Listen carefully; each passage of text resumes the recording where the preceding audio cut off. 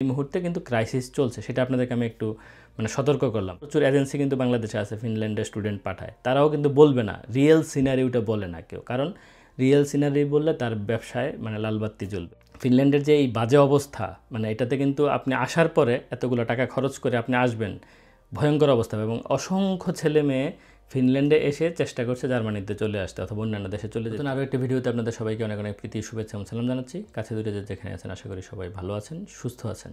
আজকে যে বিষয়টা নিয়ে আমি কথা বলতে যাচ্ছি, এটা আসলে আমার খুব বেশি এখতিয়ারের মধ্যে পড়ে না, কিন্তু আমার যেহেতু খুবই মানে পার্শ্ববর্তী একটা দেশ এবং আমার পরিচিত অনেকেই সেই দেশটাতে থাকেন, তো আমার মনে হলো যে কিছু কথা আপনাদের সঙ্গে শেয়ার করি। হয়তো আপনারা মানে এই ভিডিওর মাধ্যমে যারা ওখানে আছেন তারা তো অলরেডি আপনাদের পরিস্থিতি আপনারা নিজেরাই জানেন, বাট যারা আসবেন অথবা আশপাশের দেশগুলোতে আছেন তারা হয়তো মোটামুটি একটা আইডিয়া পেয়ে যাবেন। সো যেই দেশটা নিয়ে আমি কথা বলতে যাচ্ছি সেই দেশটার নাম হচ্ছে ফিনল্যান্ড।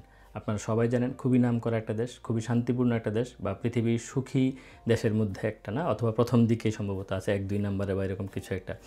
সো আমি সেই পরিসংখ্যানের দিকে যাচ্ছি না। ফিনল্যান্ডে বাংলাদেশের কমিউনিটির লোকজন কেমন আছে, বিশেষ করে স্টুডেন্টরা কেমন আছে, সেই বিষয় নিয়ে আমি আপনাদেরকে একটু ধারণা দেব আজকের এই ভিডিওতে। যারা বাংলাদেশে আপনারা এই মুহূর্তে আছেন এবং ফিনল্যান্ডে আসতে চান, তারা ডেফিনেটলি হয়তো এই ভিডিওটা থেকে একটু উপকৃত হবেন, ঠিক আছে? আমি যেহেতু সেই দেশে থাকি না, ডেফিনেটলি আমার কাছে 100% ওভারভিউ নেই, বাট আমি হয়তো খুব সহসায় যাওয়ার চেষ্টা করবো একদম রিয়েল সিনারিওটা নিজের চোখে দেখার জন্য, এবং হচ্ছে যারা সেখানে থাকেন তাদের সঙ্গে হয়তো কথা বলতে যাবো আর কি দেশটাতে। তো যারা আপনারা ফিনল্যান্ডে আসার চিন্তা ভাবনা করছেন, আপনারা জানেন যে ফিনল্যান্ডে বাংলাদেশিদের জন্য পড়াশোনা খুব কম ক্ষেত্রে আসলে ফ্রি, ম্যাক্সিমাম ক্ষেত্রে একটা বিশাল অঙ্কের টিউশন ফিস দিতে হয় পড়াশোনা করতে গেলে। সো এই টিউশন ফিসটা কিন্তু মানে অনেক অনেক আসলে 9,000-10,000 ইউরো যদি হয় এক বছরের জন্য অথবা 2 সেমিস্টারের জন্য, তো আপনারা চিন্তাই করতে পারেন যে কী পরিমাণে এক্সপেন্সিভ, ঠিক আছে? তো আমি অনেকে দেখছি, অনেকে জাস্ট বিদেশে যাওয়ার জন্য মরিয়া, যে আমাকে যে কোনো মূল্যে দেশ ছাড়তে হবে, আমি বিদেশে যাব। সবাই যদি পারে মানে সেখানে সারভাইভ করতে, আমি কেন পারবো না? তো সবার মধ্যে যে মানে এক ধরনের অনিশ্চয়তা আছে, আপনি নিজেকে কেন সেই অনিশ্চয়তার মধ্যে ফেলবেন, ঠিক আছে? আমি জাস্ট আমার পরিসংখ্যান থেকে দেখলাম, ফিনল্যান্ডে যারা স্টুডেন্ট হিসেবে আসে, এমনকি 1-1.5-2 বছরে চাকরি পাচ্ছেন এমন ঘটনাও আছে। 3-4 মাস, 6 মাস, 8 মাস তো মানে একেবারে চোখ বন্ধ করে লেগে যাচ্ছে, অনেকেরই চাকরি পাচ্ছে না, এবং বছর পার হয়ে গেছে। আমি এরকম একাধিক লোকজনকে চিনি যারা চাকরি পায় নাই। তাহলে আপনারা ভাবতে পারেন কি করুণ অবস্থা একটা মানুষের, সেখানে চলতে খাইতে কী পরিমাণ এক্সপেন্সিভ। আপনারা জানেন 600-700 ইউরো আসলে মিনিমাম তো লাগার কথা, ঠিক না? বা আরও বেশিও লাগতে পারে। তো সেই ইউরোটা যদি ঘরে বসে মানে দেশ থেকে এনে চলতে হয়, অথবা তার যে ব্যাকআপ মানি যেটা সে নিয়ে এসেছিলো 2-3 মাসের জন্য বা 6 মাসের জন্য, সেটা যদি সম্পূর্ণ শেষ হয়ে যায়, তাহলে তাদের কি অবস্থা? মানে জবের এতই ক্রাইসিস চলছে, ঠিক আছে? জবের ক্রাইসিস সারা পৃথিবীতে। আমি জার্মানিতে থাকি, এখানেও ক্রাইসিস আছে। মানে এমন না যে ঘরে ডেকে ডেকে আপনাকে জব দিচ্ছে। অবশ্যই আপনাকে স্ট্রাগল করে একটা জব পেতে হবে, কিন্তু সেখানে স্ট্রাগল করলেও পাওয়া যাচ্ছে না। কারণ ধরেন হয়তো 3টা জব খালি আছে, সেখানে 30 জন গিয়ে উপস্থিত হচ্ছে, তার মানে 27 জন তো জব পাবে না। আমি সকল অড জবের কথা বলছি, স্টুডেন্টরা নর্মালি যেই ধরনের জবগুলো করে, হ্যাঁ? তো এই ধরনের জবে এত ক্রাইসিস, এবং ল্যাঙ্গুয়েজ যেহেতু অনেক বড় একটা ব্যারিয়ার, ঠিক আছে? এটা জার্মানিতেও ব্যারিয়ার, তো ফিনল্যান্ডও অনেক বড় ব্যারিয়ার। একদিকে হচ্ছে জব দিতে চায় না বিদেশিদেরকে, এবং এত বেশি তো মানে দেশটা আপনারা জানেন যে জনসংখ্যার ভিত্তিতে চিন্তা করতে গেলে এত বেশি কিন্তু বড় না, সেই ক্ষেত্রে কাজের কিন্তু বেশ ভালোই ক্রাইসিস আছে। আর বাংলাদেশি লোকজন আপনারা জানেন যে যেখানে একটু সহজে যাওয়া যায় সেখানে কিন্তু হুমড়ি খেয়ে পড়ে। আমি এই অর্থে সহজ বলছি যে যেহেতু টিউশন ফিস দিয়ে যাওয়া যায়, এবং অনেক ক্ষেত্রে খুব সহজে অফার লেটারটাও পাওয়া যায়। আপনারা জানেন বিষয়গুলো, না? প্রাইভেট ইউনিভার্সিটিতে আপনারা চাইলেই হয়তো ভর্তি হতে পারবেন এবং ভিসাও পেয়ে যাবেন। সো আসার পরে অনেকেই কিন্তু বেশ ভালো মানে স্ট্রাগলের মধ্যে পড়ে যান, এবং জব টব না পেয়ে ভয়ঙ্কর একটা অবস্থা। আমি 2-1 বাংলাদেশি স্টুডেন্টের সঙ্গে সেখানে কথা বলেছি, 2-1 এমন অবস্থা বলে যে মন চাচ্ছে আত্মহত্যা করি, কীভাবে কী করব, কারণ আমার যত সহায় সম্বল ছিল আমি সব শেষ করে ফিনল্যান্ডে এসেছি, এবং এখন কোনো জব নাই। মানে ধরেন 6 মাস, 7 মাস, 8 মাস হয়ে গেছে, কোনো জব পাচ্ছে না। খুবই খারাপ অবস্থা, মানে এমন কোনো জব নাই যে খোঁজে নাই, ঠিক আছে? টয়লেট বাথরুম পরিষ্কার করা থেকে শুরু করে কিচেন মানে রেস্টুরেন্ট যেটা বলেন যে সেখানে আমি প্লেট ধুবো, সেই ধরনের জব না। আমাকে 300 ইউরোর একটা জব দাও, সেটাও তারা পাচ্ছে না। বাসায় বাসায় পত্রিকা বিলি করার যে বিষয়গুলো, সেই রকম জবও মানে পাইতে কষ্ট হচ্ছে, এবং সেই সব জবে যে আপনারা জানেন যে 100-200-300 ইউরোর বেশি পাওয়ার কোনো কারণই নেই, না? এত খারাপ অবস্থা। তো সেখানে আসলে যদি স্টুডেন্ট হিসেবে আসে, তাহলে ভালো আসলে কারা আছে? এর মধ্যে যাদের একটু ড্রাইভিং লাইসেন্স টাইসেন্স আছে, হ্যাঁ, গাড়ি টাড়ি কিনে নিলে ওই যে যদি আবার ওই সেখানেও কিন্তু স্ট্রাগল আছে, ওই যে পাওয়া যায় না, অ্যাপের যেই রেজিস্ট্রেশনের বিষয়টা বা অ্যাকাউন্ট কেনার কিছু বিষয়টি সে সম্ভবত থাকে। সো সেটা আবার পাইতে গেলেও অনেক স্ট্রাগল করতে হয়। তারপরেও ড্রাইভার্স লাইসেন্স থাকলে হয়তো অনেক ক্ষেত্রে কোনো রকম সার্ভাইভ করার মতো ফুড ডেলিভারি টেলিভারি করে, কোনো রকম না, ফুড ডেলিভারিতে কিন্তু বাই দ্য ওয়ে অনেক টাকা আপনারা জানেন না, বা বেশ হ্যান্ডসাম অন্যদের সঙ্গে তুলনা করতে গেলে। সো সেই ধরনের হয়তো জব টপগুলো ম্যানেজ করা যায় যদি মানে ড্রাইভার্স লাইসেন্স থাকে। এছাড়া যারা ফ্যামিলি নিয়ে আসে, ধরেন আপনি হাজব্যান্ড অথবা ওয়াইফ, তার যে স্পাউস এবং সাথে যদি 2টা বাচ্চা থাকে, সেই ক্ষেত্রে কী হয়, ওই যে স্পাউসের কিন্তু ফুল টাইম মানে জব পারমিট থাকার কথা আমি যতটুকু জানি।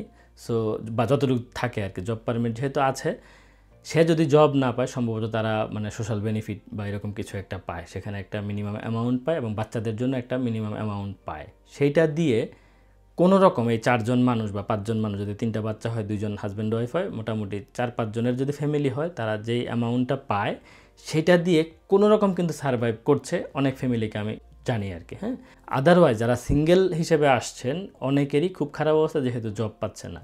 তো এখন যারা এই ভিডিওটা আপনারা পৃথিবীর বিভিন্ন দেশ থেকে মানে দেখছেন, আপনারা জানেন যে ফিনল্যান্ড নামটা শুনতে অনেক ভালো।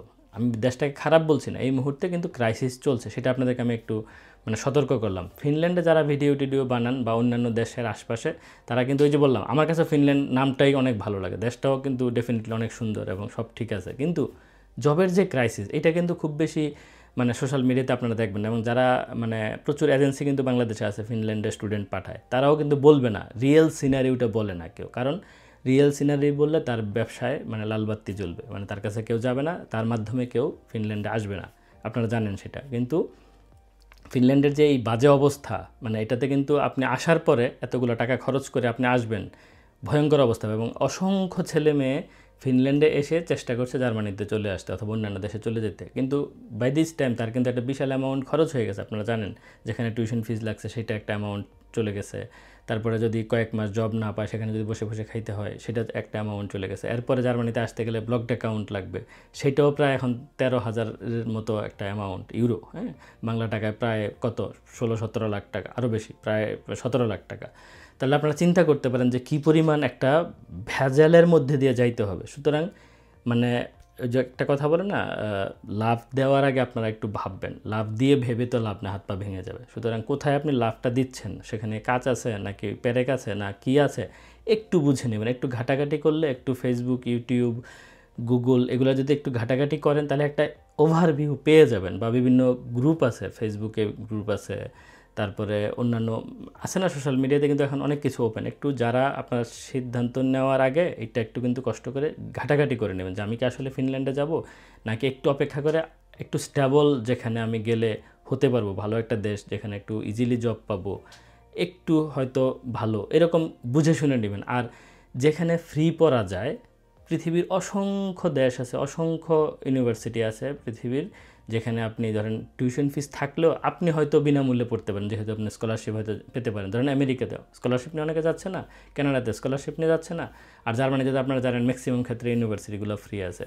ইতালি একটা ভালো ডেস্টিনেশন হতে পারে, সেখানে কিন্তু স্কলারশিপ নিয়ে পড়তে যাওয়া যায়। ফ্রান্সে যেতে পারেন, সেখানে আপনারা স্কলারশিপ নিয়ে যেতে পারেন। পৃথিবীর বিভিন্ন দেশে আপনারা বিনামূল্যে পড়তে যাওয়ার চেষ্টা করবেন, ঠিক আছে? এটা হচ্ছে আমার রিকোয়েস্ট থাকবে, কারণ বিনামূল্যে পড়তে গেলে যেটা হবে, আপনি থাকা খাওয়া ধরেন যদি স্কলারশিপ কাভার করে, তাহলে তো আপনার কোনো টেনশন নাই, ঠিক না?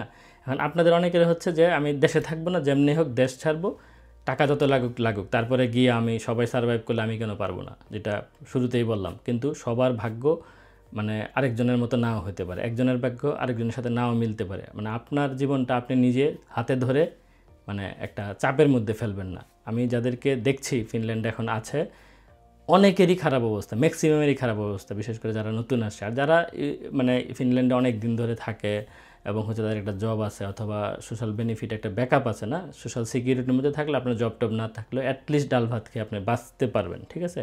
কিন্তু স্টুডেন্টদের তো বাস্তবতা এরকম না। সুতরাং পড়াশোনার একটা চাপ আছে, অনেকগুলো টিউশন ফিস দিয়ে আপনারা আসেন, তারপরে থাকা খাওয়ার একটা খরচ আছে। সো নিজে বিপদে পড়বেন না, বাবা মাকে বিপদে ফেলবেন না। মানে কোথাও যাওয়ার আগে আপনি প্রস্তুতি নেন, একটা ভালো দেশে যান এবং বিনামূল্যে যেখানে যাওয়া যায় সেখানে যান। টাকা কেন খরচ করতে হবে যদি আমি বিনামূল্যে যেতে পারি, যদি আমি বিনামূল্যে পড়ার সুযোগ পাই? লাগুক 1 বছর 2 বছর, আমি 1-2 বছরে নানান ধরনের যেই মানে টেকনিক্যাল স্কিলসগুলো আছে, ল্যাঙ্গুয়েজ একটা স্কিলস হতে পারে এবং অন্যান্য কাজকর্ম শেখার যে বিষয়গুলো আছে সেগুলো শিখে দেশে 1-2 বছর কষ্ট করি, ঠিক আছে? এরপরে আমি যেই দেশে যাব সেখানে গিয়ে যেন আমার জীবনটা সুন্দর হয়। আমি অসংখ্য ভিডিওতে এগুলো বলেছি। আপনারা যদি মানে আমি তো জানি যে এই ভিডিও তো আর হাজার হাজার লাখ লাখ মানুষ দেখবে না হয়তো, ঠিক না? বা দেখলেও হয়তো পাত্তা দিবে না। তো আপনাদের প্রতি রিকোয়েস্ট থাকবে যারা এই ভিডিওটা দেখছেন এবং ফিনল্যান্ডে যেতে চায়, ঠিক আছে, তাদের সঙ্গে একটু দয়া করে শেয়ার করবেন যে ফিনল্যান্ডের অবস্থা এই ভাই বলছে এরকম, এবং আমি যা বলছি ফিনল্যান্ডে এই ভিডিওটা দেখে আপনারা বলতে পারেন যে ভাই উনি যা বলছে আসলে কি ফিনল্যান্ডের অবস্থা এরকম, শুধু বলবেন হ্যাঁ অথবা না ফিনল্যান্ডে যে থাকে, ঠিক আছে? আর যারা আপনারা ফিনল্যান্ড থেকে এই ভিডিওটা দেখছেন আমি ডেফিনেটলি আপনাদের কাছ থেকে জানতে চাই আসলে বাস্তবতাটা কি। আমি তো একটা ডার্ক সাইড বলছি, আমি জানি যে মানে পজিটিভ সাইডও আছে, ডেফিনেটলি ফিনল্যান্ডে অনেকেই ভালো আছে, কিন্তু আমি ভালো তো থাকার জন্যই মানে সবাই বিদেশে আসে, তাই না?